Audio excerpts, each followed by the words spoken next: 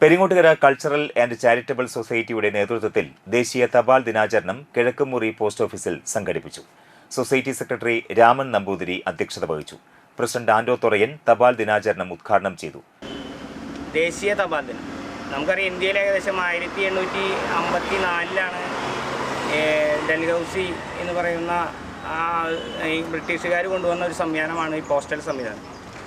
ആ സംവിധാനം നമുക്കറിയാം, ഇവിടുത്തെ കത്തിടപാടുകളും അതുപോലെ തന്നെ ഈ ടെലിഗ്രാം ഉൾപ്പെടെയുള്ള ഒരു പണ്ട് കാലത്ത് ഒട്ടേറെ സാധാരണക്കാരും എല്ലാവരും ആശ്രയിച്ചിരുന്നത് ആ ഒരു കാലഘട്ടത്തിൽ ആശയവിനിമയം നടത്തുന്നതിന് വേണ്ടിയിട്ട് ഇത്തരത്തിലുള്ള ഉപാധികളായിരുന്നു.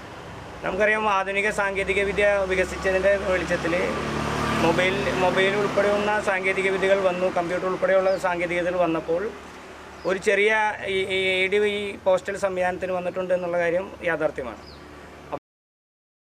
പോസ്റ്റ് മാസ്റ്റർ രാജു, പോസ്റ്റ്മാൻമാരായ Sivadas P K, Ashiq Vincent എന്നിവരെ ഷാൾ അണിയിച്ച് അനുമോദിച്ചു. Society treasurer Pramod Kanimangalath, Sajan Kuttikkattu Parambil, Jagadish Raj Valamukku, Paul Pulikottil, Janardhanan, post office സ്റ്റാഫുകളായ സാരംഗ ശ്രീലാൽ, സുമേഷ് കെ എസ് എന്നിവരും സംസാരിച്ചു. നമസ്കാരം. ഒരു കാലത്ത് പോസ്റ്റ്മാൻമാരെ കാത്തിരുന്നിരുന്ന ഒരു കാലഘട്ടം ഉണ്ടായിരുന്നു. വീടുകളിൽ എഴുത്ത് കിട്ടാൻ വേണ്ടി വേറൊരു മാർഗ്ഗമില്ല. നമുക്ക് അകലേക്ക് പോയ മക്കളുടെയൊക്കെ ലെറ്ററുകൾ വരും. അതുപോലെ തന്നെ ഇപ്പോൾ ഇന്ന് നമ്മൾ കാലഘട്ടം ഒരുപാട് മാറിപ്പോയി. പക്ഷേ എങ്കിൽ പോലും പല മേഖലകളിലും പോസ്റ്റ്മാൻമാർ ഇപ്പോൾ വനാന്തര ഭാഗങ്ങളിലൊക്കെ വർക്ക് ചെയ്യുന്ന പോസ്റ്റ് ഓഫീസുകളുണ്ട്.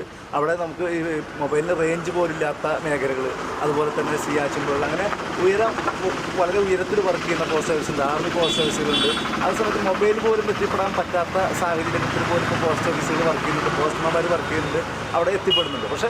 പക്ഷേ നമ്മളെ സംബന്ധിച്ചിടത്തോളം ഇപ്പോൾ ഒരു വിരൽത്തുമ്പിൽ നമുക്ക് കിട്ടുന്ന മൊബൈൽ ആപ്ലിക്കേഷനിലൂടെ നമുക്ക് പെട്ടെന്ന് മെസ്സേജുകളൊക്കെ കൈമാറാൻ പറ്റുന്നത് കൊണ്ട് ഈ പോസ്റ്റ്മാനുമായിട്ടുള്ള ഒരു അകലം കുറേശ്ശേ ഉണ്ടായിട്ടുണ്ട്. എന്നാൽ പോലും നമ്മളിപ്പോൾ ഒരു ലെറ്റർ കാത്ത് കൊതിച്ചിരിക്കുന്ന ആൾക്കാർക്ക് അത് കിട്ടുമ്പോൾ സന്തോഷം വളരെ വലുതാണ്.